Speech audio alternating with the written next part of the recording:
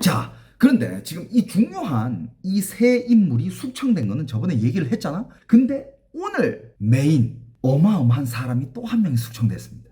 여러분들, 미국의 주력 전투기 J-20, 그 J-20의 아버지라고 불린 사람, 양웨이라는 사람이 숙청을 당합니다.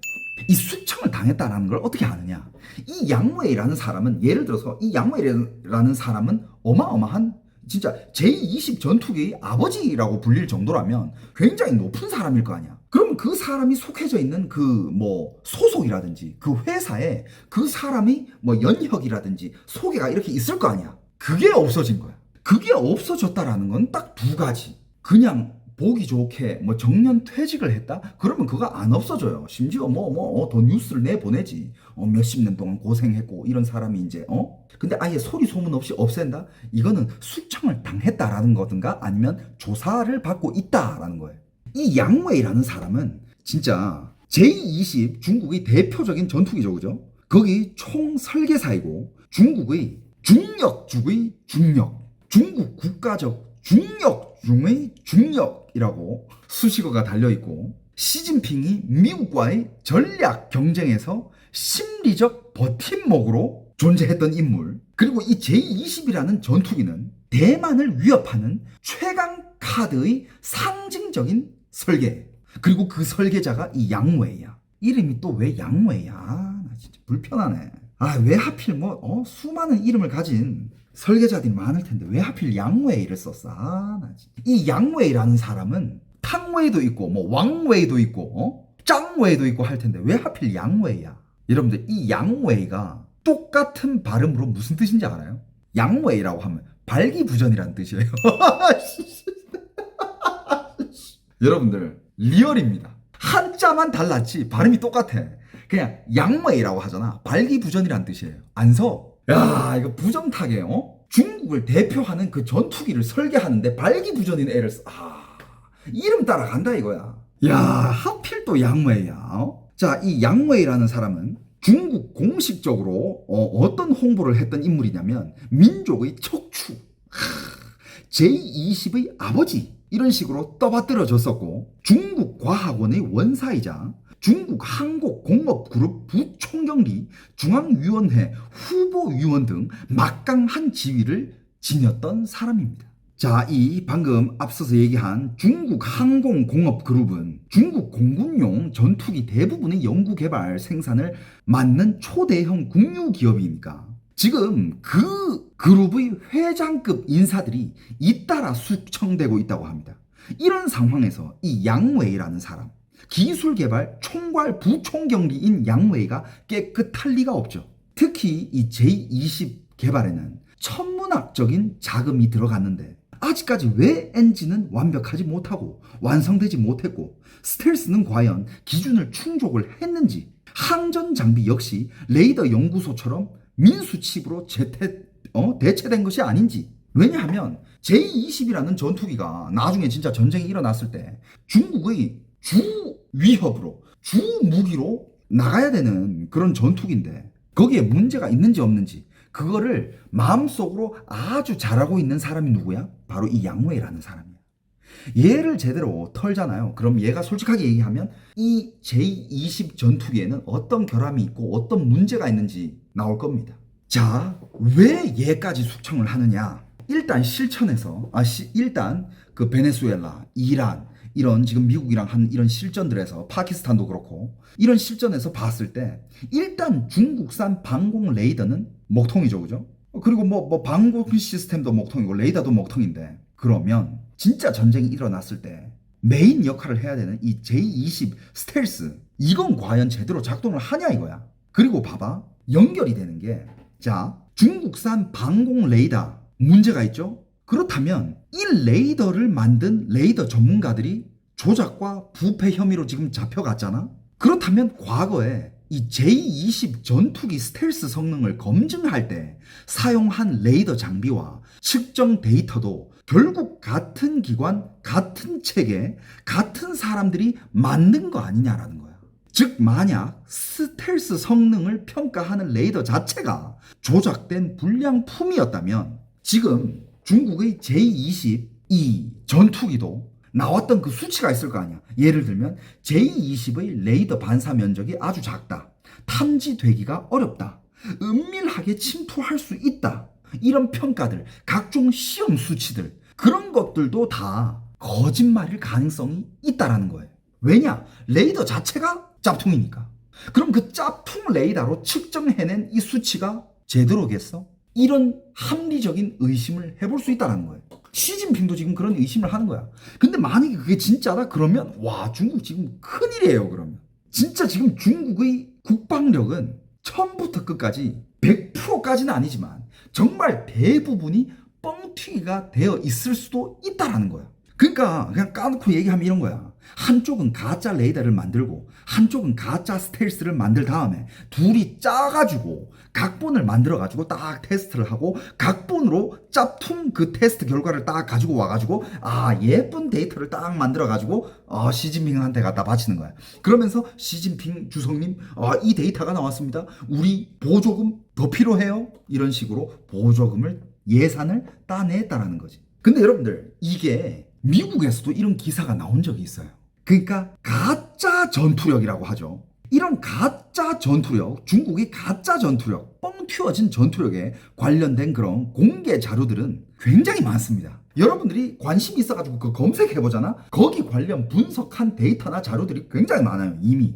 그리고 미국 국방부는 2024년 중국 군사력 보고서에서 2023년 무기 조달 전반에 대한 광범위한 조사와 함께 중국 지도부가 군 내부의 가짜 전투력을 단속하려 한다고 적시를 했다고 합니다. 이 표현은 단순 비리가 아니라 서류상의 전력과 실전 전력이 다를 수 있다라는 것을 시사하는 거죠.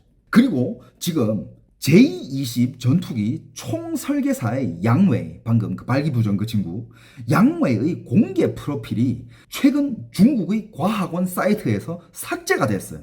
미국이 이걸 모를까? 미국도 알아. 그럼 미국은 이걸 바탕으로 뭘 또 추론할 수 있느냐? 그리고 또 조사를 해보니 이 양웨이라는 사람은 지난 1년 넘게 공개 석상에 보이지 않았습니다.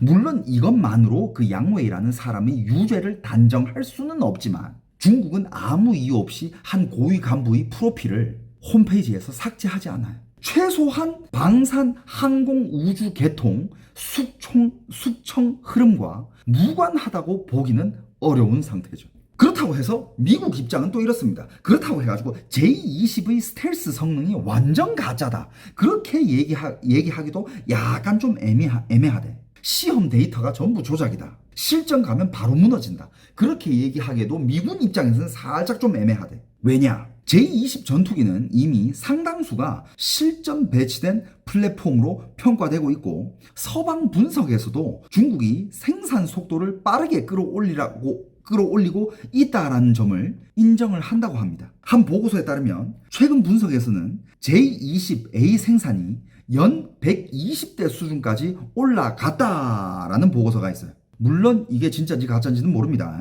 중국이 고성능 전투기 생산과 엔진 국산화를 빠르게 진전시키고 있다라고 평가를 했습니다. 근데 여러분들 이것도 중요해요. 빠르게 진전시키고 있다. 여러분들 비행기에 엔진이 결함이 있으면 그 비행기는 고철이에요. 근데 그 엔진은 어디 기술이 이거야? 미국이야. 미국은 함부로 그 엔진을 중국한테 주지 않아요.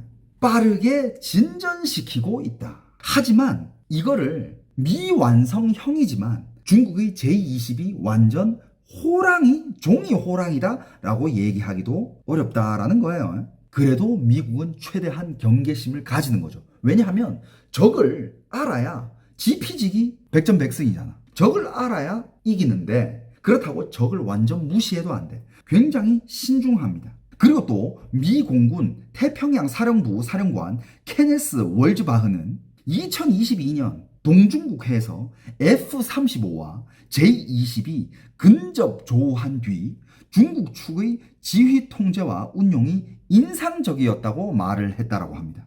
물론 그 사령관이 J-20이 미국의 F-22, F-35를 능가한다라고 얘기는 안 했어요. 하지만 그냥 최소한 형편없는 가짜 전투기처럼 보이진 않았다라고 얘기를 했다라고 합니다. 최대한 경계를 하는 거죠. 여러분들은 어떻게 생각하세요?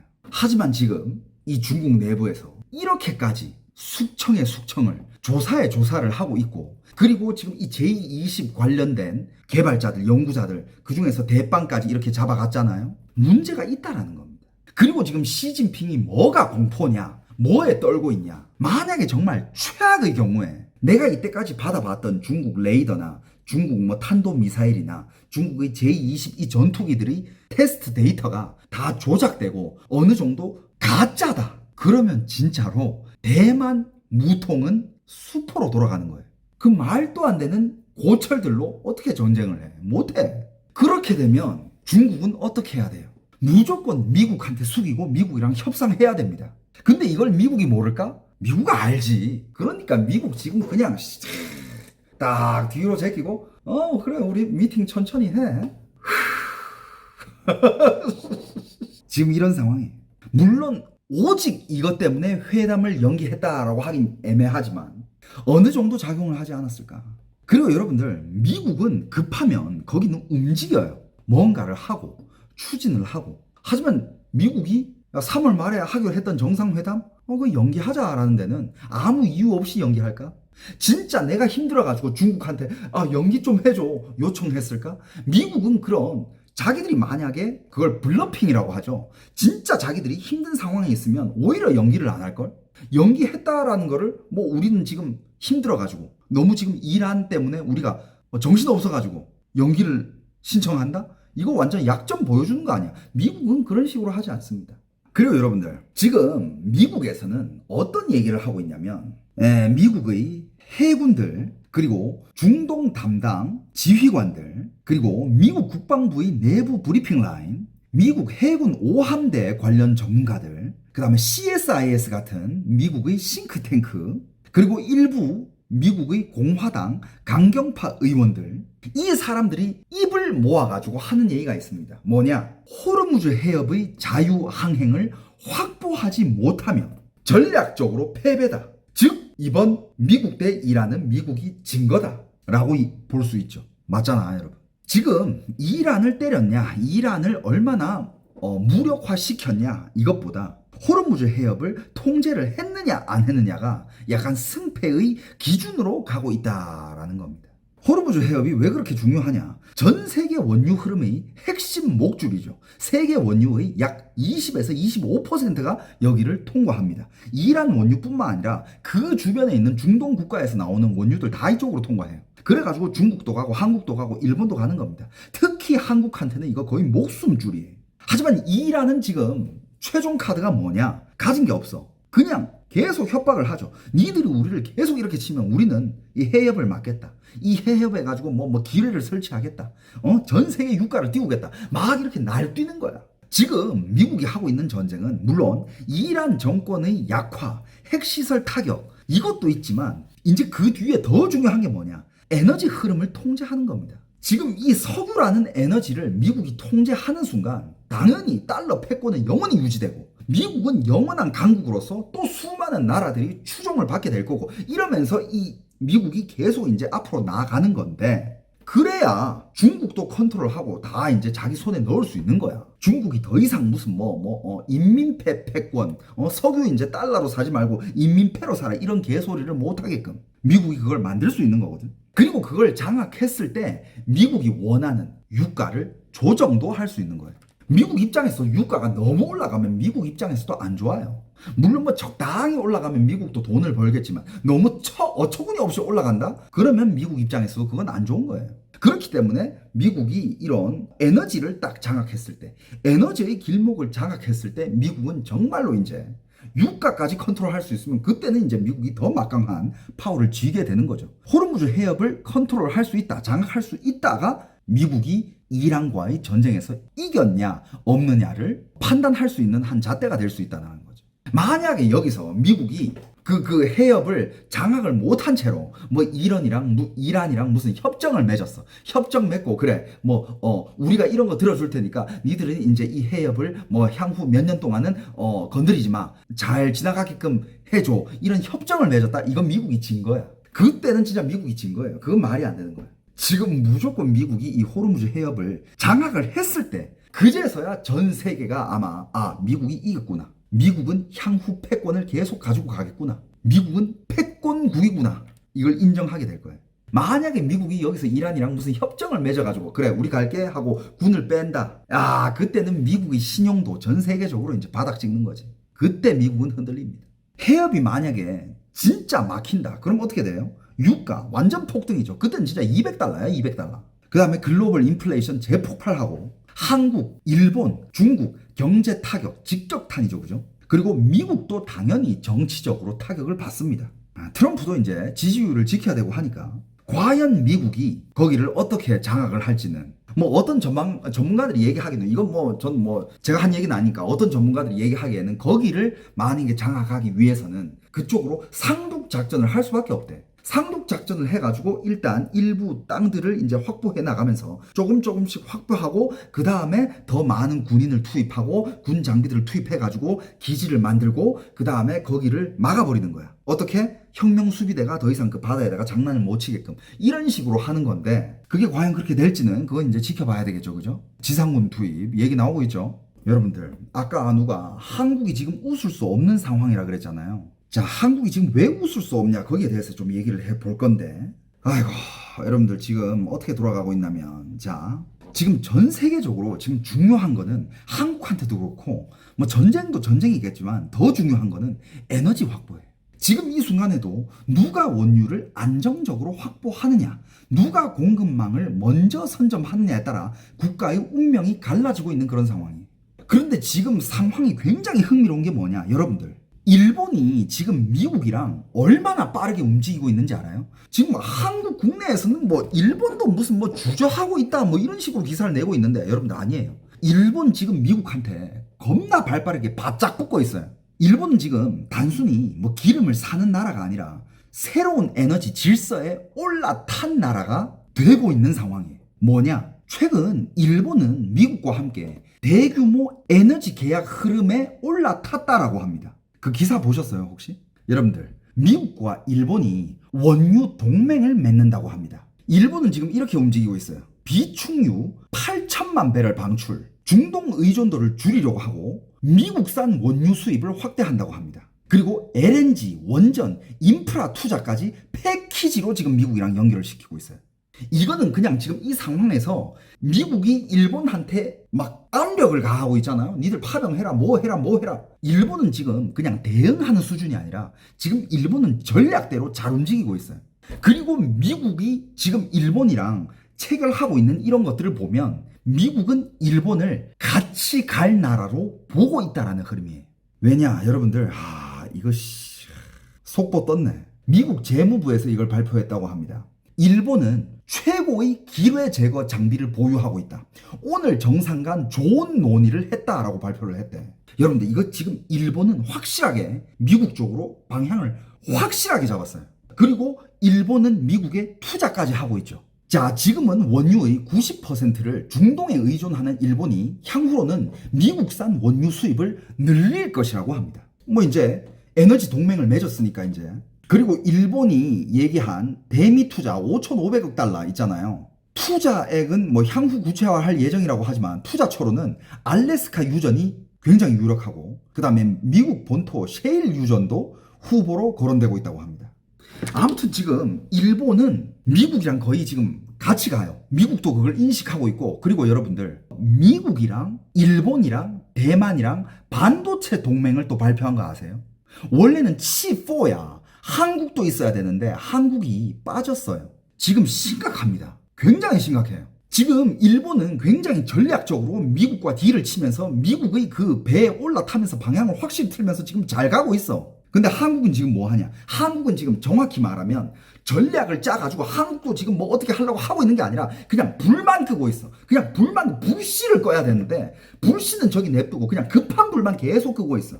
그냥 대응만 하고 있는 수준, 전략이 없어. 지금 한국이 하고 있는 거는 러시아산 원유 제도의 검토. 그래, 러시아산 원유 그거 미국이 제재도 풀었고 지금 당장 눈앞에서는 급한 불은 끌 수 있겠지. 하지만 장기적으로 봤을 때는 한국도 미국이랑 뭐 에너지 동맹을 맺든가 뭐 해야 되지 않겠어? 그리고 지금 또 한국이 하고 있는 거는 나프타 수출 제한, 공급망 긴급 대응, 원전 출력 확대 검토, 석탄 규제 완화 검토. 다시 석탄 시대로 돌아가나? 그러니까 일단 진짜 지금 한국이 하고 있는 이런 정책들, 대응들은 그냥 일단 공장만 멈추지 않게 하자.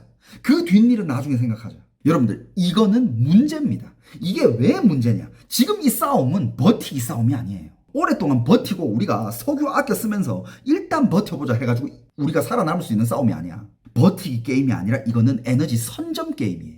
일본은 지금 자리를 잡아가고 있는데 한국은 그냥 생존 모드야. 어떡합니까? 이 차이는 나중에 시간이 지날수록 차이는 점점 커집니다. 왜 이런 차이가 생기냐? 일본은 에너지를 외교로 봐요. 안보 플러스 외교 플러스 산업, 이걸 하나로 보거든요. 그래서 미국과 묶고 투자하고 공급망까지 같이 짜고 그 사업에 올라타려고 하고 있어. 미국한테 그냥 주세요 이게 아니라 우리 같이 개발하고 같이 하자 막 이렇게 우리 같이 가는 거야. 근데 한국은 약간 에너지를 원료로 본다고 합니다. 그냥 에너지는 공장을 돌리는 재료일 뿐. 그래서 지금 반응도 그냥 어디서 싸게 가져오지? 당장 끊기면 어떡하지? 이게 중심이야. 지금 정부에서 자랑스럽게 아랍에미레이트에서 1,000만 배럴 몇백만 배럴 우선 한국으로 보내주기로 했다. 그 다음은 어떡할 건데? 그 다음은 급한 불만 되면 안 되잖아. 지속적인 그게 가능해야지. 한국은 석유 화학 비중이 굉장히 커요. 나프타가 없으면 공장이 멈춥니다. 그래서 지금은 외교보다 당장 원료 확보가 더 급한 상황일 수도 있지만 외교는 어떡할 거야? 일본은 딱 이거야. 우리는 미국 편입니다. 일본은 지금 미국한테 이 메시지를 강하게 던지고 있어요. 우리는 미국 편입니다. 한국은 일단 상황 한번 볼게요. 그냥 한국 입장에서 그냥 상황 한번 볼게요. 우리 일단 러시아 산 거 좀 쓸게. 일단 그러면 나중에 어떻게 돼요? 패싱 되지. 일본은 나중에 미국과 장기 공급 계약 확보를 할 수 있고 에너지 동맹이니까 가격 안정적이고 보험, 운송까지 유리하고 투자 기회를 선점하고 일본은 지금 이걸 잡을 수 있어. 일본은 나중에 이렇게 가면 에너지 프리미엄 국가가 되고 한국은 어떻게 돼요? 뒤늦게 계약? 그럼 더 비싼 가격 줘야 되겠지? 공급 불안정 지속되고 산업 경쟁력은 더 약화지고 그럼 어떻게 됩니까? 그냥 후행 국가가 되는 거야. 이게 과거 LNG 시장에서도 똑같이 벌어졌던 일이에요. 한국 외교 어디 갔습니까? 하고 있습니까? 한국도 지금 빨리 줄을 서야 돼요. 파병을 하든지 어쩌고 저쩌고 빨리 지금 미국이랑 어떻게 해가지고 한국도 미국산 원유와 LNG 비중을 확대해야 됩니다. 한국이 왜 가진 게 없어? 한국이 가진 게 얼마나 많은데 왜 가진 게 없어? 하지만 그 가진 거를 제대로 써먹으려면 태도라도 방향을 확실히 얘기해줘야 돼. 지금 중국 가가지고 대만은 중국이랑 같은 거다.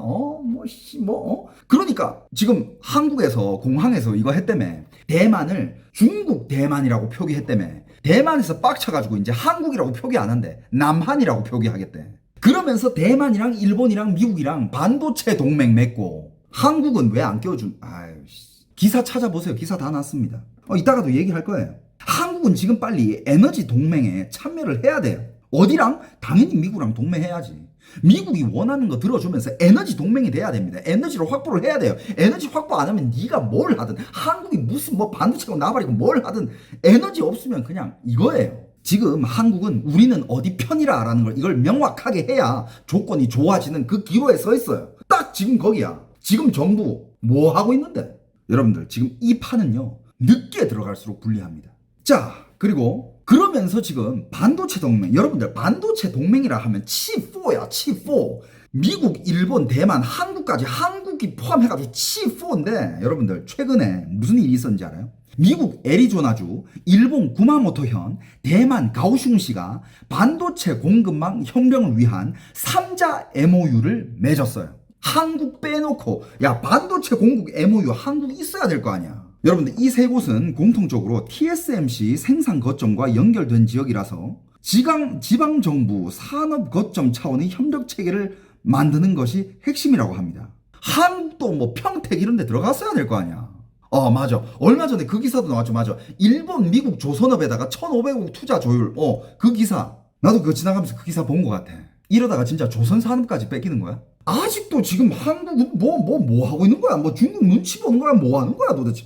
여러분들 이 MOU가 상징하는 거는 분명하죠.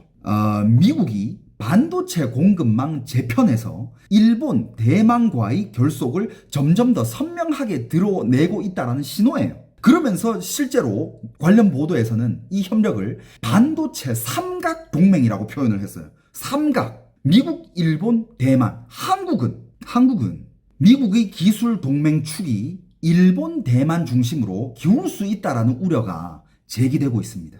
지금 한국의 약속한 대미 투자가 뭐 아직 저번에 진행되지 않고 있다고 해가지고 트럼프가 굉장히 불만을 냈잖아요. 그죠?